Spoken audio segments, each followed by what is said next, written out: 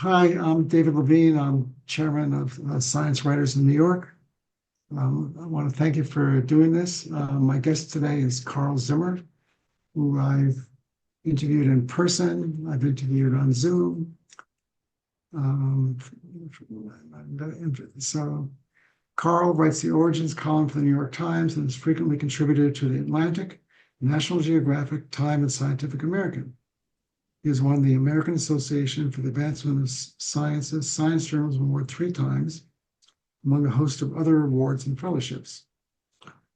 Carl teaches science writing at Yale University. He's been a guest on NPR's Radio Lab, Science Friday, and Fresh Air, and his international speaking schedule.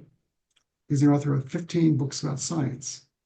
I had the pleasure of interviewing Carl about his last 2 books, She Has Her Mother's Laugh, The Powers, Perversions, and Potential of Heredity, and Life's Edge, The Search for What It Means to Be Alive. So, Carl, welcome. Thanks for doing this. Your book was published February 25th. Why don't you show your book? Yes, here it is. Okay. It's called Airborne, the Hidden History of the Life We Breathe. And so I was once interviewing a person and they said, "You never asked me why I wrote this book." I said, "I'm sorry, I didn't think of that." So why'd you write this book? This book came out, well, it was a seed originally in the COVID pandemic. As soon as the pandemic started, I was uh, writing like crazy at the Times about COVID, along with lots and lots of other people. And we were talking to scientists constantly, trying to figure out what we should tell our readers about this new disease. And they were very busy trying to figure out this new disease. And so there was a lot of confusion and a lot of things that seemed to be one way that turned out to be another way. But the biggest argument seemed to be about how COVID spread. And, eventually there was a consensus that COVID is airborne, but it took a long time to get there, from those early days when I know I was wiping down my groceries and we were sort of treating it as a very different kind of disease. And I thought, why was this so hard? Why was this so hard? And I talked to people whom I had interviewed during the early days of the pandemic, and people who I knew had studied some of these questions earlier, and I just wanted to understand what was going on. And they said, well, you need to understand the history of this. You need to get to know people like William and Mildred Wells. And I was like, who are they? And so I just started to go down the history, and I realized that the phenomenon of airborne infection was just a small part of a bigger phenomenon of life in the air, the science that's known as aerobiology, and that it's incredibly challenging to scientists to get a grip on how much life there is in the air and how it behaves around us and how it affects our health. And so before I knew it, I was working on a book about centuries of efforts to understand this kind of invisible menagerie that we walk through and that we breathe into our bodies every day. So I'm very struck by someone in the book, said that you have to think of when you're walking through air, it's like fish walking through, existing in water, that we exist in air. And I never thought about it that way. That I'm walking. I mean, to me, I'm just walking. I never thought that I'm walking through, this whole life, form that's around me. And so your book starts out where you discuss, attending a chorus for the Skagit Valley Chorale. Skagit Valley Chorale, yeah, that's right. Skagit Valley Chorale, and it ends at Club Cafe.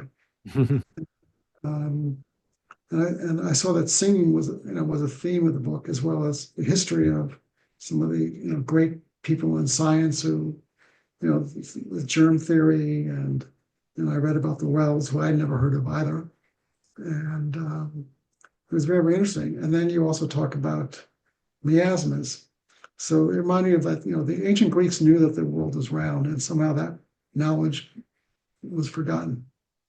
And so why don't you explain what miasmas were and why people thought that was what it is and why it's so, germane to your book? So miasmas were originally in ancient Greek culture were these punishments visited down on people. It was the people thought of these as kind of like stains, like a moral stain, and that you could only uh, uh, escape it through some sort of purification to sort of cleanse yourself morally. So if you think about like a city that's being suffering with diseases, they were being punished. They were being these diseases were being inflicted on them for something that they did. Hippocrates and his followers took this miasma concept and made it natural. So they would say that we depend on the air. It's one of the four elements, and we breathe in air, and it helps to keep our four humors in balance inside our bodies. But the air around us can become corrupted through natural processes, through changes in the weather, maybe some foul marsh air emerges and blows our way. There are all sorts of different ways in which a miasma can form, and then it moves through the air. It's part of the air, and if you inhale it, you get sick. And there are different miasmas for different diseases. And Hippocrates believed that different, species would get their own diseases because of their own miasmas. Um, this became a really powerful concept, and in one form or another, it lasts for about 2,500 years.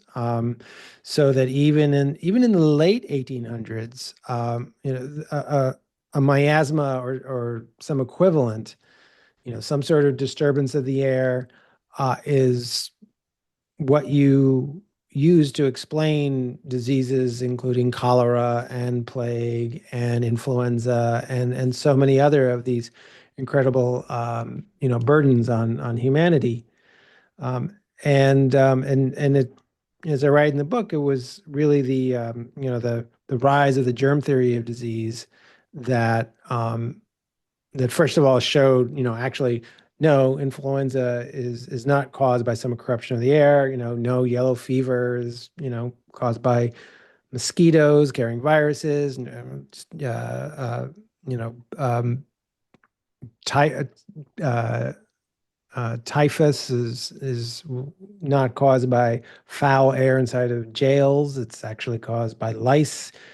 Um, and so basically, the air by the early 1900s, came to be seen as quite harmless. And public health officials would say, "Hey, we can we can let go of this fear of the air, this long running terror of the air. We can let that go, and we can actually really focus on the germs that cause diseases and figure out how to stop them."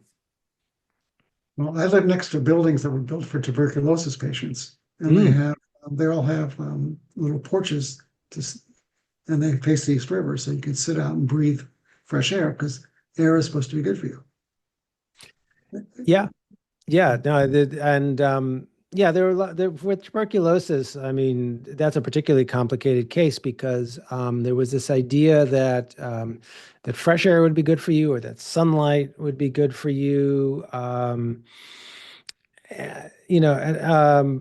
But again, they were thinking in terms of the cause of tuberculosis. Some people thought it was some sort of hereditary thing. But then others tried to explain it as a miasma.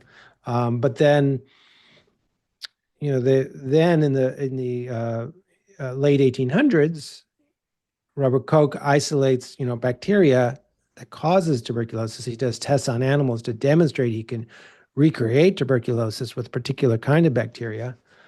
But then you're still left with the question of like, well, how do people get tuberculosis? And Robert Koch thought that people would spit on the ground, and then that would form a kind of a dust. And so, like, if you happen to sweep up disturb the dust and inhale it, then you would get tuberculosis.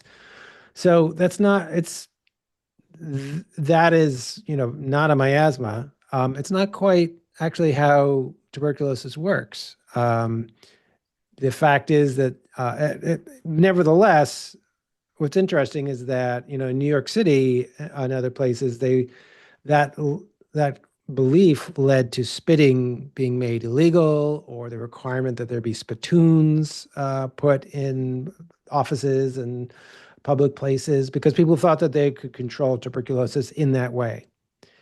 And the fact is that tuberculosis in particular uh, is pretty much only airborne, and it's very effective at spreading through the air.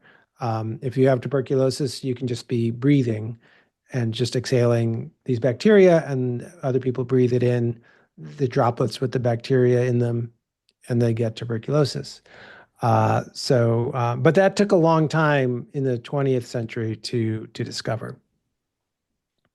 Tuberculosis was a very romantic disease in some ways. I mean, It famous was, it people, was. Chopin, or if you watch the movie Tombstone, you see Doc Holliday and all these people. Yes, And Keats died of it. Yes, Monet painted his wife Camille uh, dying of tuberculosis. Yeah, it affected everybody. I mean, tuberculosis just killed so many people. I mean, it still kills over 1 million people a year today, despite knowing how it's transmitted as an airborne disease, and despite having antibiotics. So it's a terrible enemy. in 1988, I was working for the Lung Association. It was one of my first jobs, and there was tuberculosis in New York City. Um, and every school kid had to get tested before they could go back to school. Yeah. Um, so, as you know, today the headlines were that with the cutoff of USA, the United States is one of the biggest funders around the world for tuberculosis prevention, and I think that's going to just skyrocket.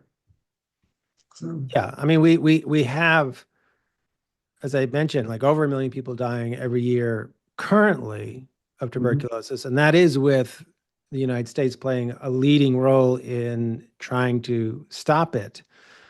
Um, Tuberculosis is incredibly widespread, and it's very challenging to stop it because it's airborne. And so, if these programs to test people and to make sure that they take these very long courses of antibiotics, if these fall apart, that 1 million people a year is going to go way up. I mean, that's a very scary thought. And we're headed that way because of decisions that this administration has just made. and people get on airplanes and come here. So, yeah. Yeah, these diseases do not respect anyone's borders. It's absurd to think that somehow if we as a country are fostering more disease in other parts of the world, it's ridiculous to think that somehow we will be immune. We're So not. maybe you can walk us through the World Health Organization said on Twitter that COVID was not airborne. And then there's a group of 36, and that was very interesting to read about. And then, through the proclamation a year later that yes, COVID was airborne. And also we were first told to wear masks, then we were told don't wear masks, then we were told. So I mean, the public health messaging maybe wasn't the greatest. And I know that science is a work in progress and things change. But can you walk us through what led to COVID being thought was airborne and why there was so much resistance to that? Well, as I write about in the book, in the early 1900s, a very powerful paradigm got established that made the germ theory of disease the center of how you think about infectious diseases and how you stop them. And the way it was being conceived of then was that for the most part, you didn't really need to worry about diseases spreading through the air over long distances. There certainly were, people would certainly recognize, like, if someone like just sneezes right at you, hits you in the face, sure, you could get infected that way, but that's not really airborne. And so there was a focus on all sorts of other ways that diseases are spread, and those campaigns saved millions of lives. Cleaning water, cleaning food, making sure milk is safe for babies and children, and doing all sorts of other things to stamp out disease. Vaccinations also very important too. Um, but in the 1930s, this couple I mentioned, William and Mildred Wells, they and a few other people said, "No, wait a minute. I think we've been too hasty to dismiss the air. We're not saying that there are miasmas out there, but they actually started to develop a theory that could explain how diseases could spread over long distances, uh, especially in indoor spaces. And their basic idea was just that when we breathe, when we speak, when we cough, when we sneeze, when we sing, whenever we are exhaling, we are releasing droplets. And if we have, and we can release inside those droplets germs, viruses, bacteria, whatever. And a lot of that's harmless. So we have lots of harmless bacteria in our mouth, and we release them with our breath. Now, if we are also sick with, say, COVID, I should say if we're infected, because maybe we don't feel sick. If you're infected with COVID and it's replicating inside your airway, you're going to be exhaling that too. And they argued that the physics of those droplets makes it possible under the right conditions for them to just hang around.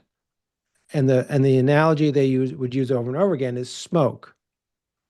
So you might be in a room where someone way at the other end is smoking. It wouldn't shock you to smell smoke. I mean, what that means is that the particles in that burning cigarette have made their way. They have not dropped to the floor. They have floated and they've gone up your nose.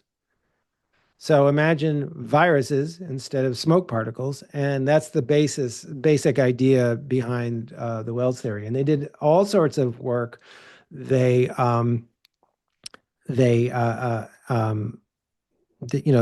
demonstrated how these things could flow around. They showed that they could infect animals through the air. They even showed that they could protect animals from infection by using ultraviolet light to kill them. They installed ultraviolet lights in a school in Philadelphia, and in 1940 there was a huge measles epidemic outbreak, and the kids in the classrooms with ultraviolet lights were protected. They had much fewer measles cases than even in the rooms in the same school that didn't. So, and all this work was not being done in private. There were headlines in all the newspapers about all this stuff, and people imagined a future where we would be protected from airborne disease.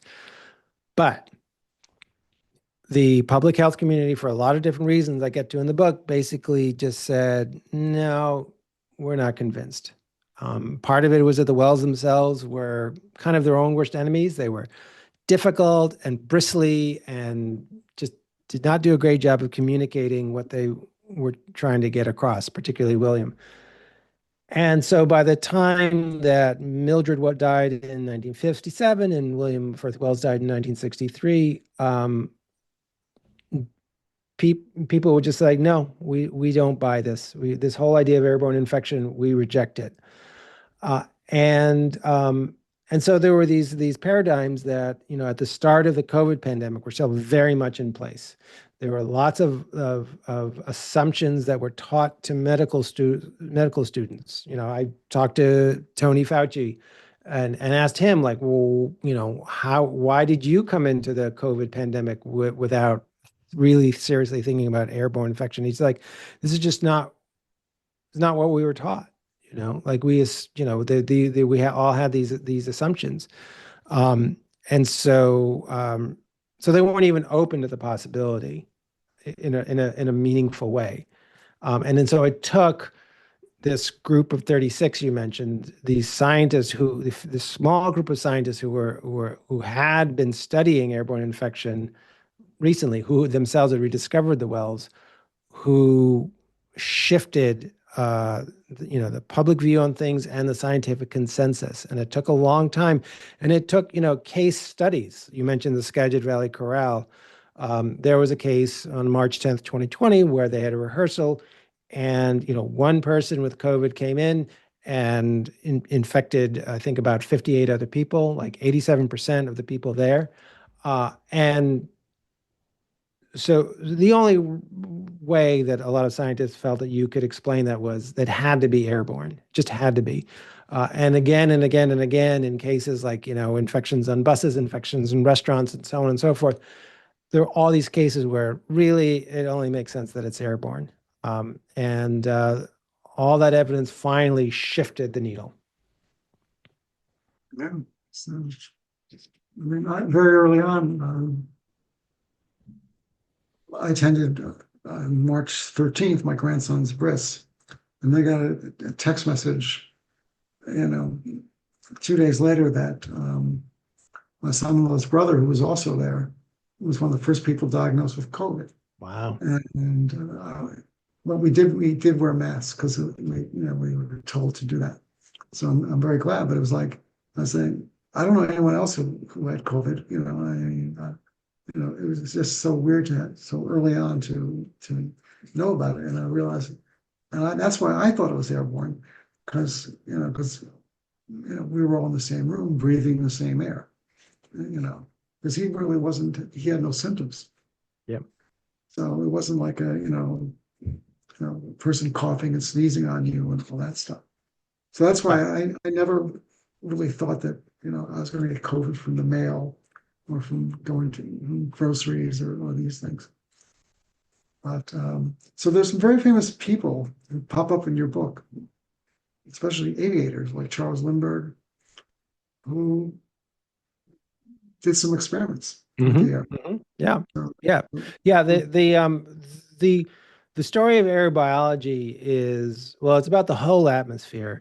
And for us, the atmosphere exists in these different scales. So there's the sort of the intimate air that, is in the rooms that we occupy, where we spend, as modern people, we spend majority of time indoors, but then of course the air is outdoors as well.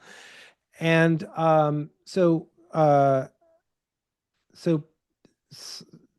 scientists have been aware that there are things floating around all over the place. And it's not just, viruses that make us sick, but, for example, if you walk outside and you get hay fever, that's of course because, the trees around you are each releasing up, in some cases, hundreds of billions of pollen grains every spring in order to basically have sex in the air. And plants are releasing spores to mosses, and for example, and which can go for many miles, and millions of them will settle on every square meter of a bog. And so some of some of the most important research was going into understanding how it is that all this life in the air can just take away our food. So the Irish famine was caused by late potato blight, and scientists were still just trying to figure out, like, well, what how do diseases even work at this point? This is in the 1840s. And so they see that this is a fungus or a fungus-like organism that is on these potatoes. And the thinking is like, well, wait a minute, like when the potato blight showed up in Europe, it started in Belgium. Pretty soon it was in France and Germany. Then it was England. Then it was in Ireland. And people said, "Wait, how could this happen?" And so early plant pathologists said, "Well, it must be that there are spores that travel in the wind, that travel by air these long distances." And in the early 1900s, the invention of planes made it possible for a few people to start, probing this life in the air, to actually try to catch it in the air and at very high altitudes. And so I single out Fred Meyer, another one of these forgotten pioneers, as being really important for this work. He worked at the U.S. Department of Agriculture, and one newspaper once referred to him as the government's ace spore hunter, because he would get in planes and he would have these petri dishes on handles and he would wave them around and he would actually catch stuff in the air, 18,000 feet over Washington D.C. He went on these crazy trips, and that wasn't enough for him. He said, "Well, what's over the oceans?" And unfortunately, like if you're just like a regular person at this point, you couldn't just, go out of the oceans. It's very rare for planes to make these ocean crossings. So in 1933, Charles and Ann Lindbergh are making a plan to go from New York over Greenland to land in Denmark as part of a long flight to explore routes for Pan Am for their commercial planes. He talks them into taking a special instrument that they call a skyhook to to try to catch life, and they do. They catch all sorts of things floating around over the Greenland mountains, over the North Atlantic, and when Fred Meyer delivers that news in 1934, it just blows people's minds. The newspapers are, again, just as like William and Mildred Wells are becoming famous for kind of revealing what's in the indoor air. Fred Meyer's becoming famous for giving us this world of outdoor air. He sends probes up. There are these crazy manned balloon flights up into the stratosphere, which I just loved writing about because these people are crazy. They're in a little metal gondola going up, 70,000 feet or more. And Meyer gives them probes to, first of all, see if his spores can survive that high in that kind of environment in the stratosphere. And then also he sends them a probe to catch stuff. He actually is able to catch things from at least 7 miles up, maybe 10 miles up. And so all of this really like expanded people's understanding of just that we just live in a living atmosphere, this huge ocean that is alive. He was very persuasive also. Oh yeah, he was able to talk Lindbergh into doing this, and just talking all sorts of people into working with him.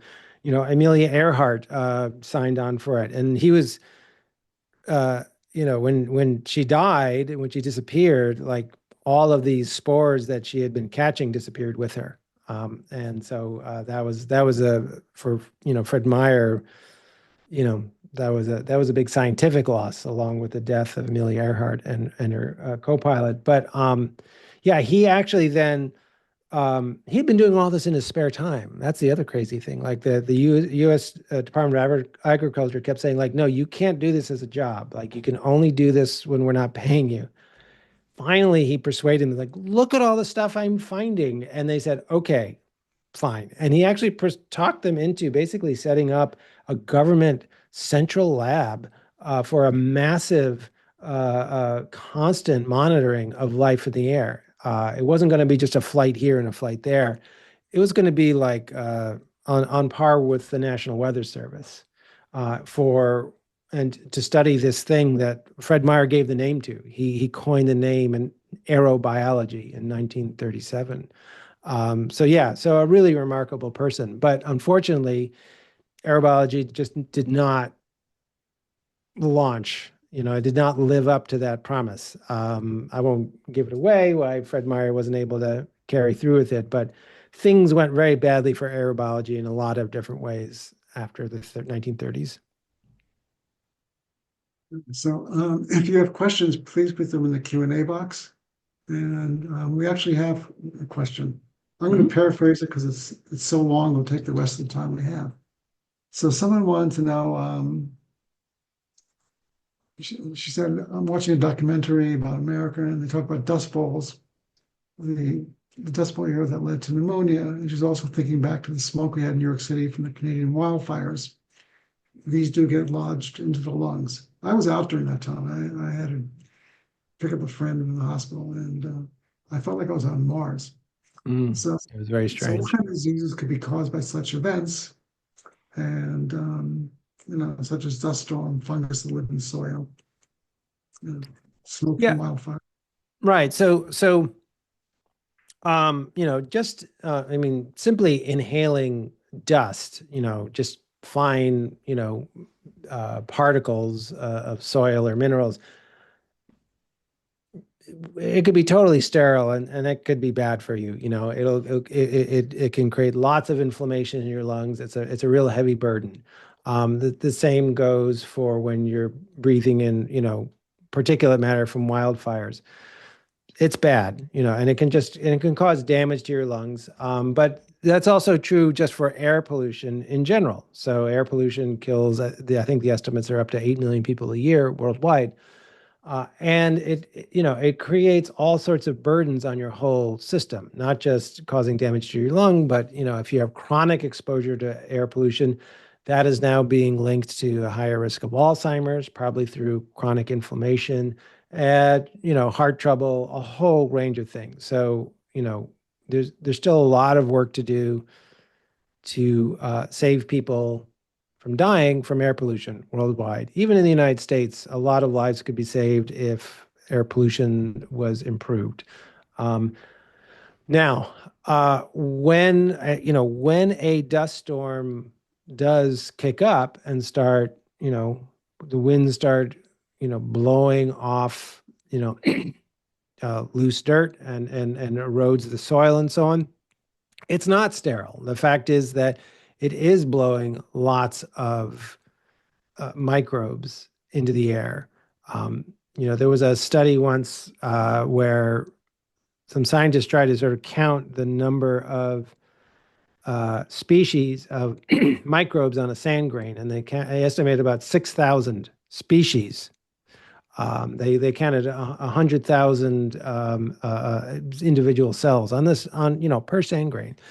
So there can be a lot of life that is shooting around in dust storms, and there are probably diseases that may be spread, like coral diseases in the Caribbean that may be caused by microbes that are being swept up from the Sahara, for example. There is there is a particular fungus that is very concerning to us in terms of human health, that can be kicked up not just in dust storms but just sort of regular winds.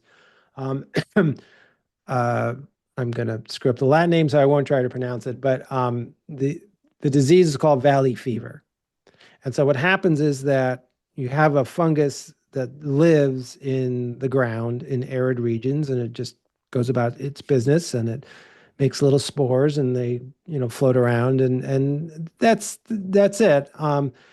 But if a strong wind happens to come along and pick up some of these spores and carry them a long distance, people can inhale it, and then it can cause a really bad fungal disease. It can basically take up occupancy in your lungs and start to grow.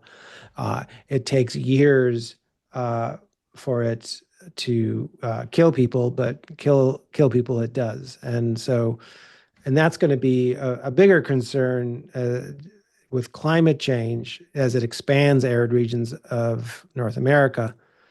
That will mean there will be more people at risk of valley fever. And again, you can get sick from this even if you're hundreds of miles away from where the fungus came from.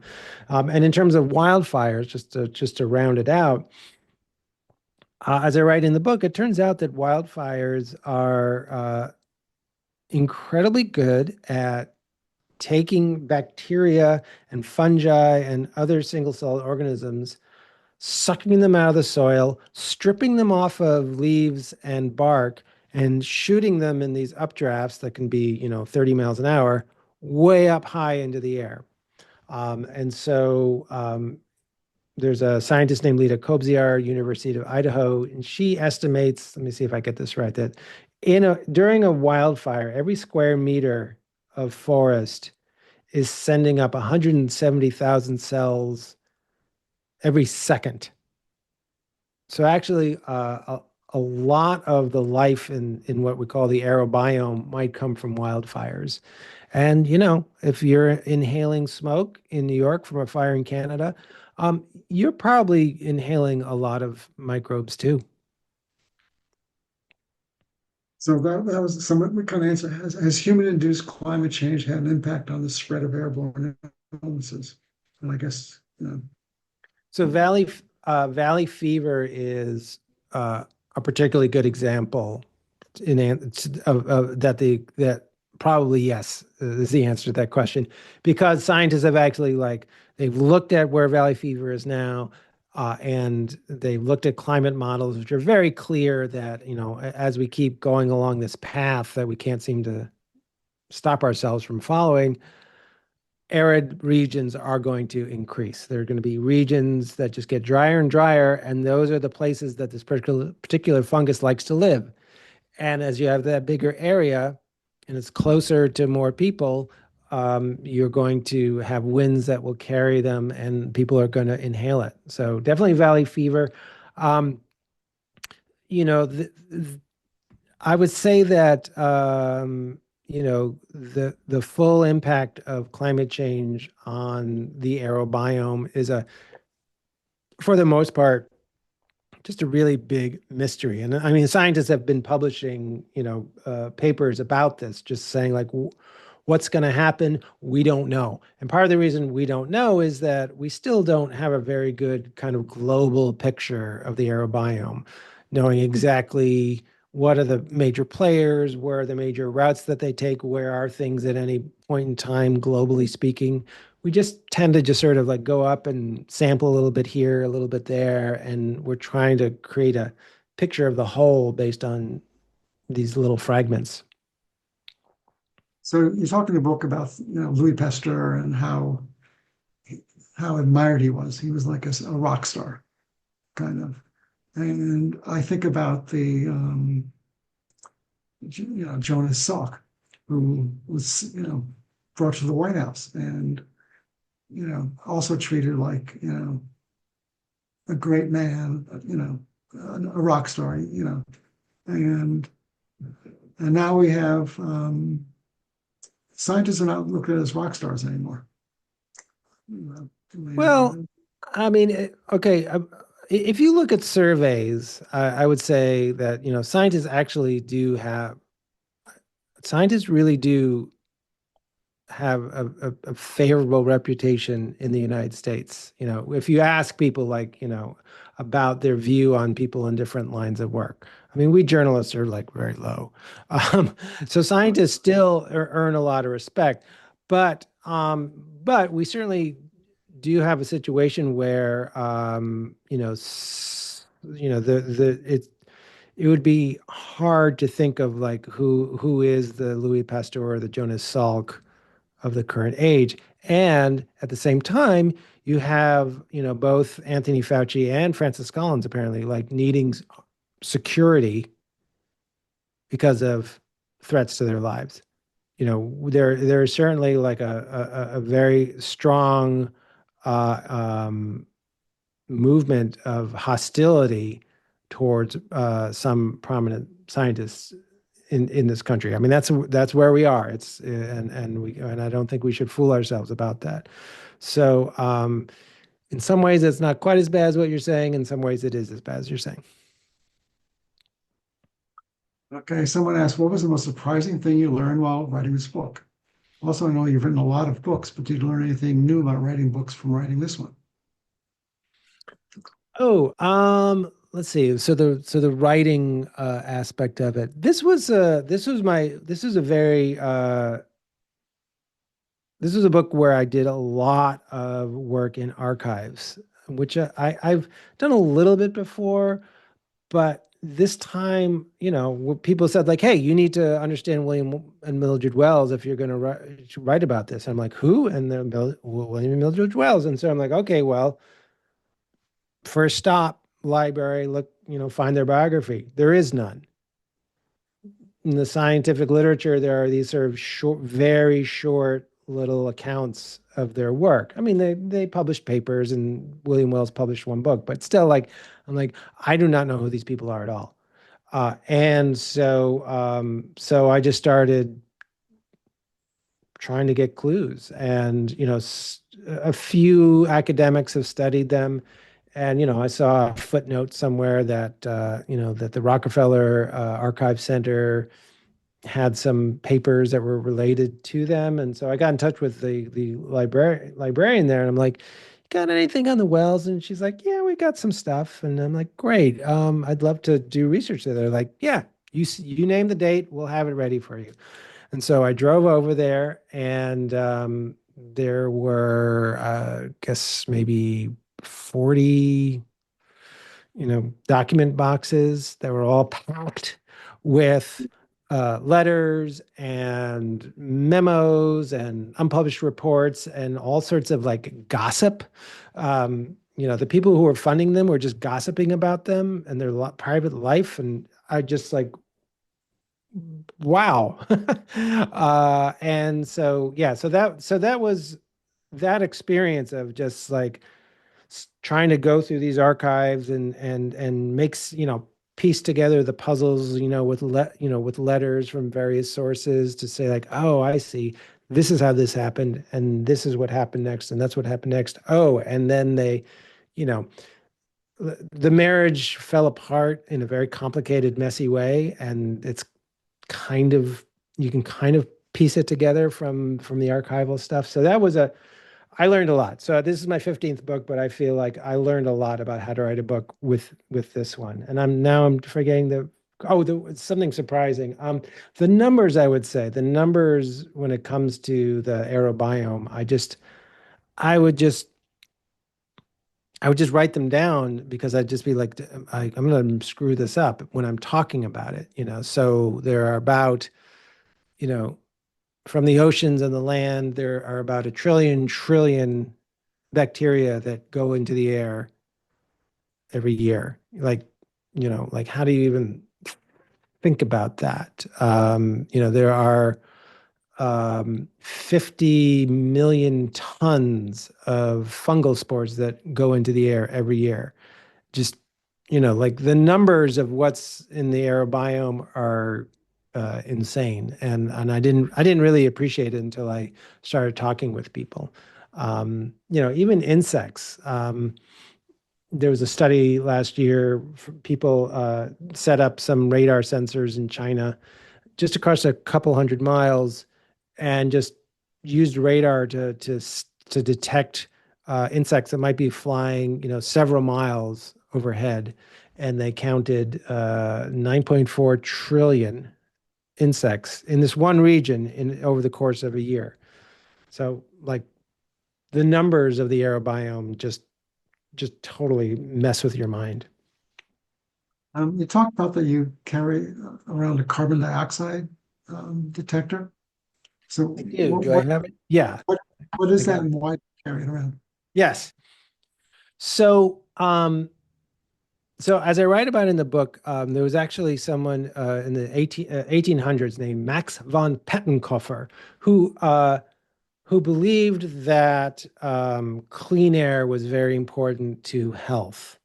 Now, and he one way to measure how fresh the air was inside a building was to measure the carbon dioxide, because as people sit around in a poorly ventilated room and exhale and keep breathing and breathing, the carbon dioxide level will go up. Now, as I write in the book, Max von Pettenkofer was actually arguably like the last prominent scientist who believed in miasmas. Mm-hmm. He was believing in miasmas in the 1890s. Uh, and yet he was a brilliant, innovative, important person. And this idea about carbon dioxide is really important. And it remains important, like a good, quick and dirty way to figure out whether an indoor room is safe or not is to measure the carbon dioxide. So, so he came up with these different, clever, 19th century ways to measure carbon dioxide, with the devices of his time. Today, we have things like this. I'll see if I can, yeah, right there. So this is my own carbon dioxide monitor. I'm not endorsing this product. I'm just saying like this is the kind of thing it is. And so in my room here, it's 756 parts per million. Outdoors would be about 420, 430. Inside, it's about 756 here, right here. But if I had some friends hanging out in my office, we could kick it up to, I have the windows closed right now.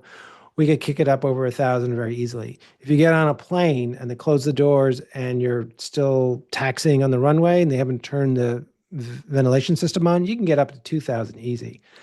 And that is why I wear a mask on planes, certainly when they're on the ground, and sometimes I'll just decide to keep them on during the whole flight. Yeah, so it definitely is I like this just because, probably because it just keeps me aware of the air. Because as you say, like, it's very easy to just forget about the air.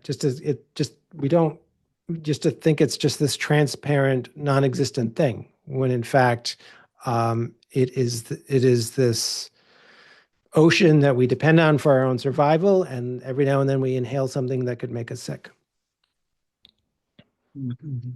Question. Someone said okay, never mind. Have you found that the research has changed your behavior similar to wearing a mask on the plane? Anything else you started doing because of this research?